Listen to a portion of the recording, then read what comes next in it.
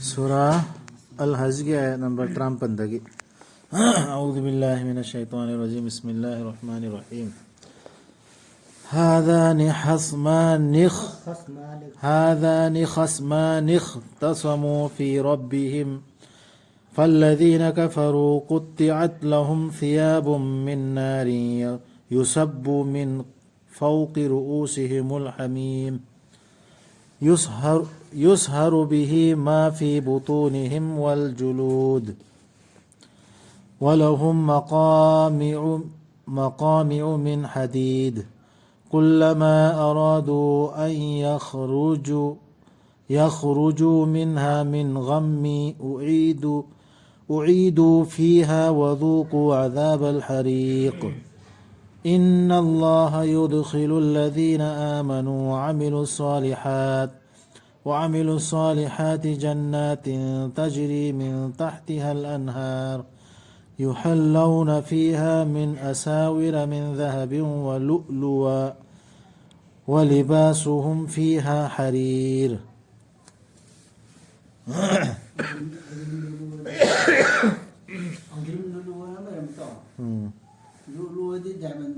لؤلؤ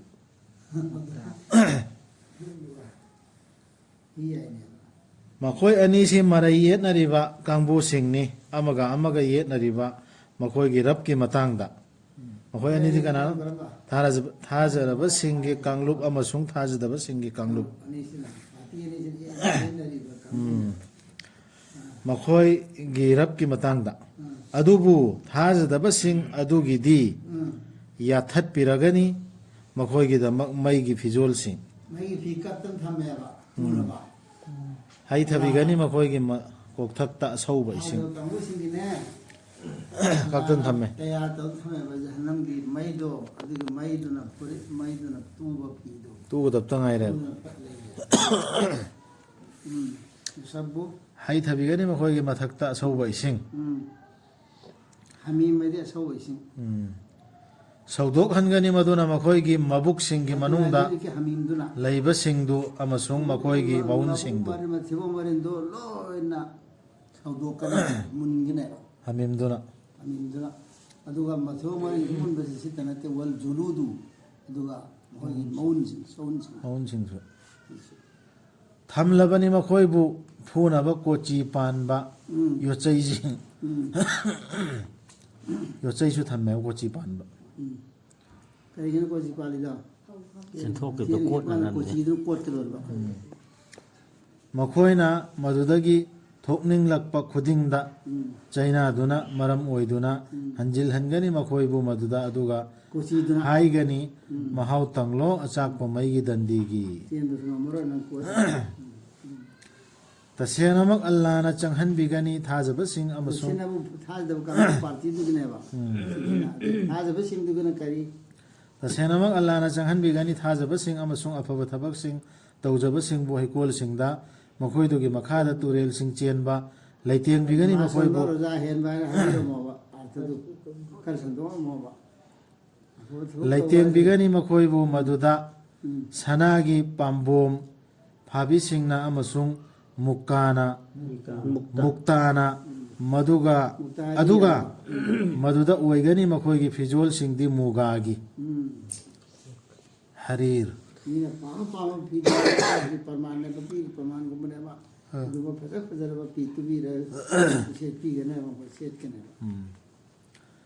lamjing biki bani makhoi bu anna ama seringa so ama mu khumba yang do mana mafam duda ningmari mahulun phangani haidana lamjing bikibani makhoi bu taibangi punsida afaba wangangda amasung lamjing bikibani makhoi bu lambi duda thagat ningai oidugi illa allah muhammadur rasulullah dunatro minal ila tayyib min al qawl harsi aduni aduga lambi su adum dalu jing bibana ba adum khani yakibna lambi sune hamid oiba lambi da lamjing kimda taseng namak thajadaba sing amasung mi bu thaidokpa singdu Allah gi lambi dagi amasung masjidil haram dagi madubu aikhoina sembi khraba mioi bagi damak ꯆꯞ ꯃꯥꯟꯅꯕꯅꯤ ꯃꯗꯨꯗ ꯂꯩꯕꯁꯨ ꯑꯃꯁꯨꯡ ꯆꯞ ꯃꯥꯟꯅꯕꯅꯦꯕ ꯃꯄꯥꯟꯗꯒꯤ ꯂꯥꯛꯄꯁꯨ ꯑꯗꯨꯒ ꯀꯅꯥꯒꯨꯝꯕꯅ ꯃꯐꯝꯗ ꯂꯩꯔꯤꯕ ꯃꯤꯁꯤꯡꯗꯣ ꯑꯗꯨꯗꯒꯤ ꯃꯄꯥ ꯃꯄꯨꯒꯤ ꯃꯤꯔꯥꯁ ꯅꯠꯇꯦꯕ ꯗꯨꯅꯤꯌꯥꯗ ꯂꯩꯔꯤꯕ ꯃꯨꯁꯂꯤꯝ ꯃꯣꯃꯤꯟ ꯃꯈꯩꯒꯤ ꯂꯣꯏꯅ ꯍꯛ ꯆꯞ ꯃꯥꯟꯅꯩꯕ ꯑꯗꯨꯒ ꯀꯅꯥꯒꯨꯝꯕꯅ ꯃꯐꯝꯗꯨꯗ ꯇꯧꯒꯦ ꯈꯜꯂꯕ ꯐꯩꯔꯦꯡꯅꯕ ꯑꯃ ꯅꯠꯇ꯭ꯔꯒ ꯑꯔꯥꯟꯕ ꯑꯃ ꯑꯩꯈꯣꯏꯅ ꯃꯍꯥꯎ ꯇꯥꯍꯟꯒꯅꯤ ꯃꯥꯕꯨ ꯆꯩꯅꯥ ꯂꯩꯔꯕ ꯗꯟꯗꯤꯒꯤ ꯁꯤꯒꯤ ꯑꯌꯥꯁꯤꯗꯒꯤꯅꯦ ꯃꯛꯀꯥꯗ ꯆꯪꯕ ꯊꯤꯡꯕ ꯈꯣꯠꯄꯁꯤꯁꯨ ꯌꯥꯗꯕꯒꯨꯝ ꯎꯏꯌꯦꯕ ꯑꯩꯈꯣꯏꯗꯤ ꯁꯤꯁꯦ ꯐꯤꯀꯥꯒꯤ ꯑꯣꯏꯅ ꯌꯥꯝ ꯌꯦꯠꯅꯕꯅꯤ ꯁꯤꯗ ꯃꯁꯤꯗ ꯍꯔꯥꯝ ꯈꯛꯇꯔꯥꯗꯣ ꯍꯔꯝꯗꯨ ꯄꯨꯟꯅꯔꯥ ꯍꯥꯏꯅ ꯁꯤꯁꯤꯗꯤ ꯃꯇꯝꯗꯨꯗ ꯇꯧꯕ ꯀꯨꯔꯩꯁꯅ ꯇꯧꯔꯝꯕꯗꯣ ꯅꯃꯥꯖ ꯁꯣꯟꯕ ꯇꯋꯥꯞ ꯇꯧꯕ ꯆꯪꯕ ꯌꯥꯗꯅ ꯊꯤꯡꯉꯝꯃꯤꯗꯅ ꯑꯗꯨ ꯊꯤꯡꯕꯗꯨꯒꯤꯅꯦꯕ ꯂꯣꯏꯅ ꯃꯇꯝ ꯈꯨꯗꯤꯡꯃꯛꯇ ꯌꯥꯔꯕ ꯅꯈꯣꯏꯅꯁꯨ ꯌꯥꯝꯅ ꯍꯥꯟꯅ ꯂꯩꯔꯕ ꯑꯗꯨꯒꯤ ꯃꯐꯝꯗꯒꯤ ꯑꯩꯈꯣꯏꯅ ꯊꯤꯡꯉꯤꯕꯗꯣ ꯑꯜꯂꯥꯍꯕꯨ ꯊꯥꯖꯕ ꯀꯥꯡꯕꯨꯅꯦꯅ ꯍꯥꯏꯔꯒ ꯇꯣꯉꯥꯟ ꯊꯝꯗꯅ ꯑꯩꯈꯣꯏꯅ ꯊꯤꯡꯉꯤꯕꯗꯣ ꯑꯗꯨ ꯌꯥꯕ ꯅꯠꯇꯦ ꯍꯥꯏꯕꯗꯨꯒꯤ ꯃꯑꯣꯡꯗꯅꯦꯕ ꯁꯤꯗ ꯑꯌꯥꯁꯤꯗ ꯍꯥꯏꯔꯤꯗꯅ ꯃꯤꯑꯣꯏꯕꯒꯤꯗꯃꯛꯅꯦ ꯍꯥꯏꯔꯤꯑꯕ ꯍꯣꯏꯅꯦ ꯃꯤ ꯈꯨꯗꯤꯡꯃꯛꯀꯤꯅꯦꯕ ꯁꯤ ꯃꯣꯃꯤꯟ ꯋꯥꯂꯥ ꯏꯃꯥꯟ ꯋꯥꯂꯥ ꯍꯥꯏꯒꯤꯗꯅ ꯍꯥꯏꯗꯦꯕ ꯃꯤ ꯈꯨꯗꯤꯡꯃꯛꯀꯤꯗꯃꯛꯅꯦꯕ ꯑꯜꯂꯥꯍꯅ ꯁꯦꯝꯈ꯭ꯔꯤꯁꯤ ꯆꯞ ꯃꯥꯟꯅꯕꯅꯤ ꯃꯗꯨꯗ ꯂꯩꯕꯁꯨ ꯑꯃꯁꯨꯡ ꯃꯄꯥꯟꯗꯒꯤ ꯂꯥꯛꯄꯁꯨ ꯃꯤ ꯈꯨꯗꯤꯡꯃꯛ ꯆꯞ ꯃꯥꯟꯅꯩꯕ ꯏꯃꯥꯟ ꯋꯥꯂꯥ ꯄꯟꯗꯦ ꯑꯗꯨꯒ ꯀꯅꯥꯒꯨꯝꯕꯅ ꯃꯐꯝꯗꯨꯗ ꯇꯧꯒꯦ ꯈꯜꯂꯕ ꯑꯗꯨꯒꯤ ꯆꯥꯡꯌꯦꯡꯗꯤ ꯑꯜꯂꯥꯍꯅ ꯄꯤꯗꯧꯔꯤꯑꯕ ꯀꯅꯥꯒꯨꯝꯕꯅ ꯀꯥꯔꯟ ꯇꯧꯒꯦꯅ ꯅꯦꯠꯇ ꯆꯪꯉꯛꯑꯕ ꯑꯗꯨꯒꯤ ꯆꯩꯅꯥꯁꯦ ꯑꯜꯂꯥꯍꯅ ꯄꯤꯅꯦꯕ ꯑꯁꯤ ꯃꯤꯒꯤꯅ ꯅꯠꯇꯦꯕ ꯊꯕꯛ ꯑꯣꯏꯅ ꯇꯧꯔꯨꯗ꯭ꯔꯁꯨ ꯋꯥꯈꯟꯗꯅꯦꯕ ꯁꯤꯁꯦ ꯑꯗꯨꯅꯤ ꯑꯗꯨꯒꯤ ꯆꯩꯅꯥꯁꯤ ꯑꯜꯂꯥꯍꯅ ꯄꯤꯗꯧꯔꯤꯁꯤ ꯑꯗꯨꯅ ꯁꯤꯗ ꯑꯩꯈꯣꯏꯅ ꯃꯤꯅ ꯊꯥ ꯃꯔꯤꯁꯤꯒꯤ ꯃꯇꯨꯡ ꯊꯥ ꯃꯔꯤꯁꯤꯗ ꯅꯈꯣꯏ ꯇꯧꯔꯣꯏ ꯇꯧꯔꯣ ꯊꯥ ꯃꯔꯤꯁꯤ ꯃꯅꯨꯡꯗ ꯊꯥ ꯃꯔꯤꯁꯤ ꯂꯥꯟꯊꯣꯛꯈ꯭ꯔꯗꯤ ꯅꯈꯣꯏ ꯌꯥꯔꯔꯣꯏ ꯍꯥꯏꯅ ꯊꯤꯡꯈꯤꯕꯁꯦ ꯑꯗꯨꯒꯤ ꯑꯥꯌꯠꯇꯤ ꯌꯥꯎꯔꯤꯗꯅ ꯑꯗꯨꯗꯤ ꯑꯦꯒ꯭ꯔꯤꯃꯦꯟ ꯃꯇꯝꯗꯨꯒꯤꯅꯦꯕ ꯑꯦꯒ꯭ꯔꯤꯃꯦꯟ ꯑꯃꯒꯤ ꯃꯈꯥꯗ ꯊꯥ ꯃꯔꯤ ꯍꯥꯏꯕ ꯄꯜꯂꯤꯗꯅ ꯑꯗꯨꯗꯤ ꯊꯥ ꯈꯨꯗꯤꯡ ꯊꯥ ꯃꯔꯤ ꯍꯥꯏꯅ ꯁꯨꯝ ꯂꯩꯕ꯭ꯔꯥꯕ ꯀꯌꯥꯝ ꯐꯥꯎ ꯂꯩꯒꯗ꯭ꯔꯥ ꯍꯥꯏꯕ ꯑꯗꯨꯗꯤ ꯐꯤꯕꯝꯗꯨꯒꯤꯅꯦꯕ ꯁꯤꯗꯤ ꯐꯤꯕꯝꯗꯨ ꯄꯟꯗꯦꯕ ꯀꯟꯗꯤꯁꯟ ꯑꯃꯒꯤ ꯑꯦꯒ꯭ꯔꯤꯃꯦꯟ ꯑꯃꯒꯤ ꯃꯈꯥꯗ ꯐꯤꯕꯝꯗꯨꯒꯤ ꯇꯥꯍꯜ ꯇꯥꯏ ꯀꯩꯁꯨ ꯄꯥꯏꯗꯦꯕ ꯃꯇꯝ ꯑꯃ ꯄꯤꯊꯣꯛꯄꯅꯦꯕ ꯁꯤꯐꯥꯎꯗꯤ ꯃꯥꯟꯄꯨꯔꯣ ꯍꯥꯏꯒꯨꯝꯕꯅꯦꯕ ꯃꯥꯅꯤ ꯑꯗꯣ ꯍꯧꯖꯤꯛꯇꯤ ꯁꯤꯐꯥꯎꯗ ꯏꯃꯥꯟ ꯄꯨꯔꯛꯑꯣꯅ ꯍꯥꯏꯕꯁꯨ ꯅꯠꯇꯦꯕ ꯑꯗꯨ ꯁꯤꯐꯥꯎꯗꯅ ꯋꯥꯗꯥ ꯉꯥꯛꯑꯣ ꯍꯥꯏꯕꯅꯦꯕ ꯆꯥꯡꯌꯦꯡ ꯇꯧꯅꯈꯤꯕ ꯑꯦꯒ꯭ꯔꯤꯃꯦꯟꯗꯣ ꯑꯗꯨ ꯊꯨꯒꯥꯏꯔꯛꯄꯗꯣ ꯑꯗꯨ ꯉꯥꯛꯑꯣ ꯍꯥꯏꯕꯅꯦꯕ ꯉꯥꯛꯇ꯭ꯔꯗꯤ ꯌꯥꯔꯣꯏ ꯍꯥꯏꯕꯅꯦꯕ ꯏꯃꯥꯟꯗꯤ ꯅꯝꯐꯨꯗ ꯌꯥꯗꯦꯅ ꯀꯨꯔꯥꯟꯗ ꯍꯥꯏꯔꯤꯁꯤꯗꯤ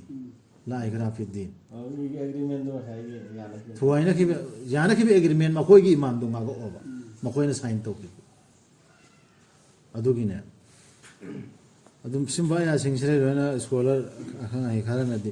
ꯊꯤꯡꯕꯁꯤ ꯌꯥꯗꯕ ꯍꯥꯏꯅꯤ ꯄꯜꯂꯨ ꯃꯨꯍꯝꯃꯗ ꯁꯜꯂꯜꯂꯥꯍꯨ ꯑꯂꯩꯍꯤ ꯋꯁꯜꯂꯝ ꯑꯩꯈꯣꯏꯅ ꯂꯦꯞꯄꯤꯈꯤꯕꯗꯨ ꯏꯕ꯭ꯔꯥꯍꯤꯝꯗ ꯑꯁꯦꯡꯕ ꯌꯨꯝꯗꯨꯒꯤ ꯃꯐꯝꯗු ꯑꯁꯨꯝꯅ ꯍꯥꯏꯕꯤꯗꯨꯅ ꯁꯔꯨꯛ ꯌꯥꯍꯟꯒꯅꯨ ꯀꯔꯤꯒꯨꯝꯕ ꯑꯃꯠꯇꯕꯨ ꯑꯩꯒ ꯂꯣꯏꯅꯅ ꯍꯥꯏꯗꯤ ꯁꯤꯔꯛ ꯇꯧꯒꯅꯣ ꯃꯄꯨ ꯑꯣꯏꯕꯗ ꯏꯕ꯭ꯔꯥꯍꯤꯝꯗ ꯁꯤ ꯍꯥꯏꯈꯤꯕ ꯑꯗꯨꯒ ꯁꯦꯡꯗꯣꯛꯎ ꯑꯩꯒꯤ ꯌꯨꯝꯗꯨ ꯃꯗꯨꯒꯤ ꯑꯀꯣꯏꯕꯗ ꯆꯠꯄꯁꯤꯡ ꯃꯗꯨꯗ ꯅꯃꯥꯖ ꯂꯦꯞꯄꯁꯤꯡ ꯑꯃꯁꯨꯡ ꯃꯗꯨꯗ ꯔꯨꯀꯨ ꯁꯖꯗꯥ ꯇꯧꯕꯁꯤꯡꯒꯤꯗꯃꯛ ꯌꯨꯝꯗꯨ ꯂꯨꯅ ꯅꯥꯟꯅ ꯁꯦꯡꯗꯣꯛꯑꯣ ꯃꯤ ꯀꯥ ꯐꯝꯕ ꯃꯤ ꯔꯨꯀꯨ ꯁꯖꯗꯥ ꯇꯧꯕ ꯅꯃꯥꯖ ꯁꯣꯟꯕ ꯃꯤꯒꯤꯗꯃꯛꯇ ꯑꯣꯏꯅ ꯃꯁꯖꯤꯠꯁꯤ ꯅꯥꯟꯅ ꯊꯝꯒꯗꯕꯅꯦꯕ ꯃꯁꯖꯤꯠ ꯅꯥꯟꯅ ꯊꯝꯕꯇ ꯅꯠꯇꯅ ꯃꯁꯖꯤꯠ ꯅꯥꯟꯅ ꯊꯝꯕꯇ ꯅꯠꯇꯅꯅꯦ ꯁꯤꯗ ꯑꯥꯔꯊꯗꯩꯁꯨ ꯆꯦꯜꯂꯦꯕ ꯃꯁꯖꯤꯠꯇꯨꯗ ꯋꯥꯀꯥꯏ ꯇꯧꯕ ꯂꯥꯛꯄꯗꯨꯁꯨ ꯁꯦꯡꯗꯣꯛꯄ ꯌꯥꯏ ꯁꯤꯔꯀꯒꯤ ꯋꯥꯁꯨ ꯁꯤꯁꯨ ꯑꯌꯥꯁꯤꯗ ꯈꯟꯊꯒꯗꯕꯅꯦꯕ ꯅꯃꯥꯖ ꯁꯣꯟꯕ ꯏꯕꯥꯗꯠ ꯑꯜꯂꯥ ꯈꯛꯇ ꯅꯤꯡꯕ ꯂꯥꯛꯏꯕ ꯀꯥꯡꯕꯨꯗꯣ ꯑꯜꯂꯥꯍꯗ ꯁꯖꯗꯥ ꯇꯧꯒꯦꯅ ꯃꯈꯣꯏꯗ ꯑꯗꯨꯒꯤꯗꯃꯛꯇ ꯐ꯭ꯔꯤ ꯑꯣꯏꯍꯜꯂꯣ ꯃꯈꯣꯏꯗ ꯐ꯭ꯔꯤ ꯑꯣꯏꯍꯜꯂꯣ ꯃꯈꯣꯏꯗ ꯋꯥꯀꯥꯏ ꯇꯧꯒꯗꯕꯁꯨ ꯁꯣꯡꯗꯣꯛꯁꯦ ꯑꯩꯈꯣꯏ ꯂꯩꯔꯝꯕ ꯏꯃꯥꯝ ꯑꯣꯏꯔꯝꯕꯁꯤ ꯃꯁꯖꯤꯠ ꯃꯌꯥꯝ ꯑꯣꯏꯔꯝꯃꯦꯕ ꯃꯍꯜꯂꯥ ꯈꯨꯗꯤꯡꯒꯤ ꯃꯤ ꯐꯠꯇꯕ ꯑꯃꯁꯨ ꯌꯥꯎꯋꯦ ꯑꯅꯤ ꯌꯥꯎꯁꯨ ꯌꯥꯎꯋꯦ ꯌꯥꯎꯕꯗꯤ ꯑꯌꯥꯝꯕꯅ ꯑꯃꯗꯤ ꯌꯥꯎꯋꯦ ꯃꯔꯨ ꯑꯣꯏꯅ ꯐꯠꯇꯕꯁꯤ ꯈꯔ ꯑꯩꯈꯣꯏꯅ ꯏꯃꯥꯝ ꯑꯣꯏꯗꯨꯅ ꯈꯪꯗꯕ ꯋꯥꯅꯦꯕ ꯃꯁꯖꯤꯠꯇꯨ ꯉꯝꯕꯗꯣ ꯑꯣꯏꯔꯝꯒꯅꯤ ꯋꯥ ꯆꯠꯄ ꯃꯤꯗꯣ ꯑꯣꯏꯔꯝꯒꯅꯤ ꯏꯃꯥꯝ ꯑꯣꯏꯗ꯭ꯔꯁꯨ ꯍꯧꯖꯤꯛꯇꯤ ꯈꯪꯉꯦ ꯃꯍꯜꯂꯥꯗ ꯐꯠꯇꯕ ꯀꯌꯥꯝ ꯌꯥꯎꯕꯅꯣ ꯍꯧꯖꯤꯛ ꯈꯪꯅꯔꯦ ꯑꯗꯨꯝ ꯀꯌꯥꯝ ꯍꯥꯏꯕꯗꯨ ꯀꯌꯥꯝ ꯇꯥꯔꯦ ꯀꯌꯥꯝ ꯌꯥꯝ ꯌꯥꯎꯕꯅꯣ ꯍꯥꯏꯕꯗꯤ ꯅꯪꯅ ꯃꯇꯝ ꯈꯔ ꯑꯣꯏꯔꯛꯄꯗꯁꯨ ꯃꯍꯜꯂꯥꯗ ꯑꯃ ꯌꯥꯎꯔꯝꯒꯅꯤ ꯌꯥꯎꯗ꯭ꯔꯣ ꯖꯨꯕꯩꯔꯒꯤ ꯃꯁꯖꯤꯠꯇ ꯁꯣꯜꯂꯝꯕꯩꯗꯨ ꯅꯪꯅ ꯏꯃꯥ ꯑꯣꯏꯔꯝꯗꯁꯨ ꯃꯍꯜꯂꯥꯗꯨ ꯃꯤ ꯁꯝꯅꯔꯝꯃꯣꯏꯅ ꯌꯥꯝꯅ ꯑꯗꯨꯃꯥꯏꯅ ꯈꯪꯉꯝꯃꯣꯏ ꯌꯥꯎꯔꯤꯅꯤ ꯀꯩꯅꯣ ꯌꯥꯎꯔꯝꯒꯅꯤ ꯑꯗꯨ ꯑꯗꯨꯒ ꯂꯥꯎꯊꯣꯛꯎ ꯃꯤꯑꯣꯏꯕꯁꯤꯡꯗ ꯍꯖ ꯇꯧꯅꯕ ꯏꯕ꯭ꯔꯥꯍꯤꯝꯗ ꯇꯧꯕ ꯑꯣꯔꯗꯔꯗꯨꯅꯤ ꯃꯈꯣꯏꯅ ꯂꯥꯛꯀꯅꯤ ꯅꯉꯣꯟꯗ ꯈꯣꯡꯅ ꯑꯃꯁꯨꯡ ꯃꯌꯥꯡ ꯀꯪꯂꯕ ꯎꯠ ꯄꯨꯝꯅꯃꯛ ꯇꯣꯡꯗꯨꯅ ꯃꯈꯣꯏꯅ ꯂꯥꯛꯀꯅꯤ ꯆꯤꯡꯂꯛꯀꯤ ꯑꯔꯨꯕ ꯂꯝꯕꯤ ꯄꯨꯝꯅꯃꯛ ꯐꯥꯎꯗꯨꯅ ꯃꯗꯨꯗꯤ ꯃꯈꯣꯏꯅ ꯁꯥꯈꯤ ꯑꯣꯏꯖꯅꯕ ꯎꯖꯅꯕ ꯃꯈꯣꯏꯗ ꯀꯥꯟꯅꯖꯕꯁꯤꯡꯗꯨ ꯑꯗꯨꯒ ꯅꯤꯡꯁꯤꯡꯖꯅꯕ ꯑꯜꯂꯥꯍꯒꯤ ꯃꯃꯤꯡ ꯈꯪꯅꯔꯕ ꯅꯨꯃꯤꯠꯁꯤꯡꯗꯨꯗ ꯑꯜꯂꯥꯍꯅ ꯃꯈꯣꯏꯗ ꯆꯤꯟꯖꯥꯛ ꯑꯣꯏꯅꯕ ꯄꯤꯕꯤꯈꯤꯕ ꯌꯨꯝꯗ ꯌꯣꯛꯄ ꯁꯖꯤꯛ ꯆꯥꯕ ꯁꯥꯁꯤꯡꯗꯨꯒꯤ ꯃꯊꯛꯇ ꯆꯥꯎ ꯃꯗꯨꯗꯒꯤ ꯑꯃꯁꯨꯡ ꯄꯤꯖꯧ ꯂꯩꯇ ꯂꯥꯏꯔꯕꯗ ꯑꯗꯨꯒꯤ ꯇꯨꯡꯗ ꯃꯈꯣꯏꯅ ꯂꯣꯏꯁꯤꯟꯖꯁꯅꯨ ꯃꯈꯣꯏꯒꯤ ꯆꯃꯣꯠꯅꯕꯗꯨ ꯇꯔꯨ ꯇꯍꯦꯟꯅꯗꯕꯗꯨ ꯃꯄꯨꯡ ꯐꯥꯍꯟꯖꯁꯅꯨ ꯃꯈꯣꯏꯒꯤ ꯋꯥꯁꯛꯁꯤꯡ ꯑꯗꯨꯒ ꯑꯀꯣꯏꯕꯗ ꯆꯠꯁꯁꯅꯨ ꯊꯥꯏꯅꯒꯤ ꯌꯨꯝ ꯑꯗꯨꯒꯤ ꯁꯤ ꯍꯖꯒꯤ ꯅꯤꯌꯣꯝꯅꯤ ꯄꯨꯔꯥꯁꯦ ꯌꯥꯎꯔꯤꯁꯦ iru maja kusam kapasi ihram angdo ega taudu ala ihram do kurbani taur matung da hangidara iru wari ni adre sida kurbani su yaure hajda amta kaina da hangi sida ihram taur kaidara kurbani taur ka samno ira nalo na hayri dana sita udina iru yab sida ya hasang moladi ilu jabe ya iru ne ya ya ingen du du to an samot chamot pese lan pam ne helo ma yau khiya adu matam du da ni igi lamboy bo ni chalinge matam du ni cham cham pamiti du adu loire hu ti matam du loire nangi wasak tu loire ala yumda aina ziyarat tawni na hai bo khan bo wasak to adu loire mina hu iru bai te jarona khujum goya ka o hai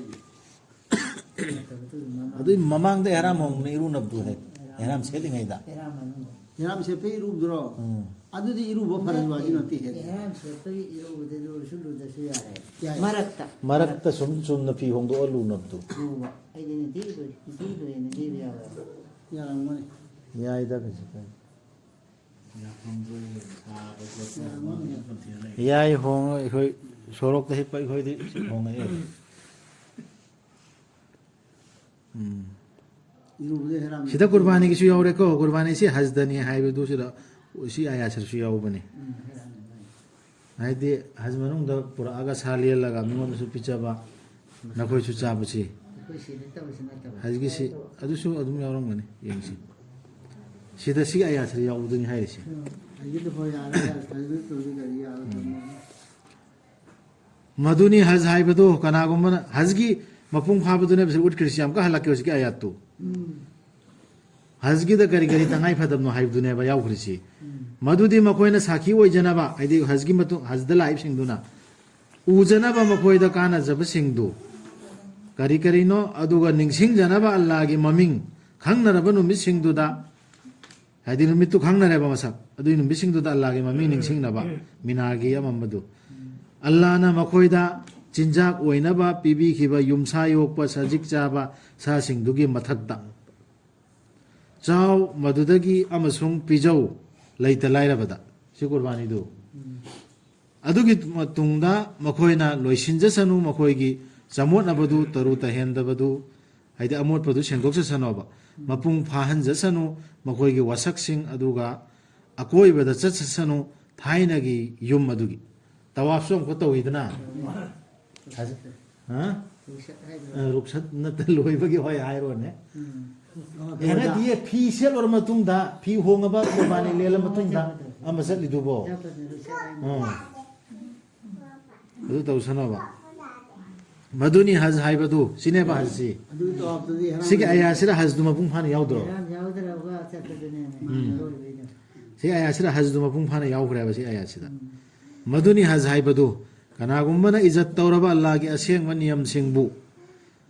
ಮದುನ Hena ಫಬನಿ ಮಾಗಿದಮಕ್ Maggi ರಬ್ಕಿ ಮನಾಕ್ತ tazim tawraba ಸಿಗಿ ಇಜ್ಜತ್ ತೌರಬ ಅಲ್ಲಾಹಗೆ ಅಸೆಂಗ ನಿಯಮ ಸಿಂಗ್ಬು ಹೈರಿಸಿ ಸುನ್ನತ್ತು lagi aseng mafam lam sing du ಲಂ ಸಿಂಗ್ದು ಅಲ್ಲಾಹನು G ಹೈರಿಬ ನಿಯಮ ತರಿಕಾ ಸಿಂಗ್ಸೆ ಇಜ್ಜತ್ ತೌಬ ಐದೆ ಅದುಗಿದು kurbani oro agi marok ta tawraba thok mayam do adu du tarai khal loi da bne ba sana bo ne lo roi da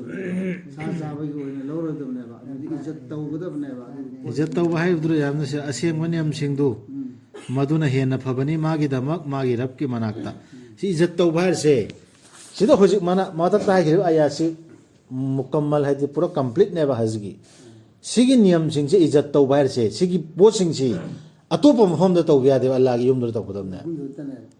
Hoje Pakistan da Bangladesh ta karai karai dono haskar tau nurak tau ap kara Taunari. Qurbani kar tau na ame baba gi manakta adu gi du sigi sire ijat tau ribra ba adu sigi Allah gi yum gi manakta Ibrahim da kau hallaga hasgi da makta sigi niyom si chat thana ba aya si ijat tau riba miyadi adu gi du mafam da pang tho imi du atopa da pang tho ida aya sing mun mun khan thawa ba du aina lam phang bu du ni hai ri Mai chalo. magi dama magi rab ki manakta karino afa banal chaba ya han birabani nakhoida sajik chaba yum sa sing nakhoida han na thi thaki badu nattana hana thi thaki thi thakre adna kari karino mari manga thi thakrab to Allah na Yadab du. yadav sing du aduna tabdi mai magi chana rib sing do afa ba jinjak sing du chaba yare aduna thadok lo murti singi amot pa murti sira tagut haibra kari hai murti San. Bud. but ki amot putu thadu oba aduga thadok lo oidaba wangang di kari Allah na haidaba put Allah na haidaba haram ne halal ne su thing daba put lon jin kre adre Allah na tak daba niyom sunang na niyomum semjin bado adu kwai dei oidabni Hajalo mina haji or mina ha but lala mazu jilla lornu but lat ta subut lat ta simam mo le din lat pe mo adu thau tu tawon tawa to bi tawra do na sim thi ro nu hai besi mane imam zat adu ni haji ta udilla adu haji ngak palu hai ne dro aine adu ni skai ri aduni haji di chatlu reba adu haji halappa kana masa su hanai du maine lai aduragi magi imung manung su hanai du maine lai yana agar isarna hairdu gari no ba change pura isi haj chatlu raga haji di achauwa istema achauwa meeting am yauru gumbane nang hai ti le da mi nang la ta la ko la ro me la be la wasa uri me Masai me ba. la shari kal hu yaud ro yauri mi iwo sharik tawro ya لبيك اللهم لبيك لبيك لا شريك لك لبيك إن الحمد والنعمة لك والملك لا شريك لك إن العور में इसे वाला चमुन चमुन चलगा अदु लाउर तो कई तो में वासक पीरु में अल्लाह अल्लाह आई adugi makha वासक तो में ayat haire makha da haire adu ayat Allah rom do on sanjaduna musyrik sing oidana सु वरनो बा oirano si hajal am batung पु अनि ला पै वाना ते बम six hazdure hala amatung da mana oigadaba condition duni mahala bal isi ko Allah rom do on sanjaduna musyrik sing oidana kana gumbana Allah da shirik tawrabadi mahak oirabani asman dagi tarak laba gumba aduga uchiek sing na mabu lak tuna pubi khraba natraga nungsit na mabu humdok pi khraba lap khraba pham amada si haji oirasu थी बफ फंगदम है मांगो Moyer ने haj chalurasu ma shirik tawradi si condition sine haji ta par nati hajgi aya nejatari ji haji ta social ka ta hoya hoine hoine chumme की मफम देने पल्ली सी hajgi ma pham da ne pala isi dugi ni dai na adre amana enum hagen to mani kaw ma oira जालिक ma se musyrik oira no ba haj chalura matung da adre khoina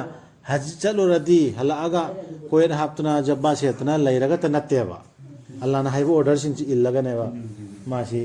kamai pa ka dorsi haji mandan lai dun ya haji mandal lay ondi ayasa di yaud dedna maanu fajahadu hajulairi fajahadu hajulairi akim mo ya ni de hani ayata hoye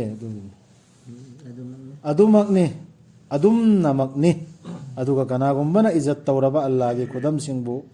tasenamak madu dharma सा हुरमाति लान है कि तू dharma chen badagini thamoi singda लाई खुबम सिंह तो मफम दले हम तो खुबम सिंह दो मधु विश्व ताजिम तो तो मैं तो मफम दा तो मैं तौरोदी तो अदु न तब मफम तो ला न तब दगी हरम न तब मफम दा अदु की थबक सिंह तो तौरोदी शायरुल्लाह की इज्जत अल्लाह की इज्जत तो मां की निशानी सिंह से हम वा सिंह मफम सिंह दले खुदम सिंह से मैं खुदम सिंह से इज्जत नहीं वो है इज्जत मांगन बने अदु मैं इज्जत मांगन Allah gi niyom मोय दा याम की बनी बा अदु न तरदी sida Allah ta ge iba niyom singsi मी कौ दिया atom pham da pangthoraba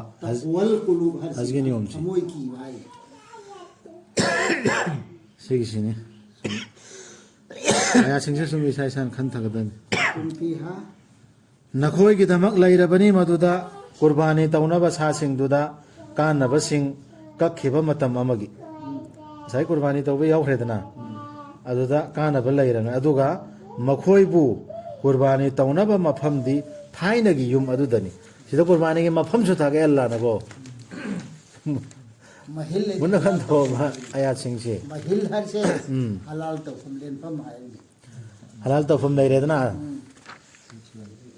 ꯖꯥꯇꯤ ꯈꯨꯗꯤꯡꯃꯛꯇ ꯑꯩꯈꯣꯏꯅ ꯄꯤꯈꯤꯕꯅꯤ ꯀꯨꯔꯕꯥꯅꯤ ꯇꯧꯅꯕꯒꯤ ꯆꯠꯅꯕꯤ ꯃꯈꯣꯏꯅ ꯄꯟꯖꯅꯕ ꯑꯜꯂꯥꯍꯒꯤ ꯃꯤꯡ